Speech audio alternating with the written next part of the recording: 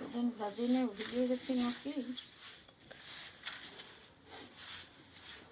কাঠটা লাগা রোদে দিলি রোদটা ঠিক ইহাই হলে আমাদের কাল পরশু ভালো রোদ দিয়েছে, ভালো হচ্ছে। আজও রোদ করছে ঠান্ডা। আজকে কালকে রোদটা সময় কষ্ট রোদ দিয়েছিল। তখন বসিয়ে গেছে মনে হচ্ছে।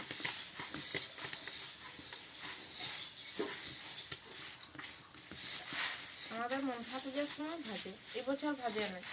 এবছর কি কি হইলো যে লক্ষ্মী পূজা হইলো তার আগের দিন মনে হয়, তারপর সংক্রান্তি আর করলেও না।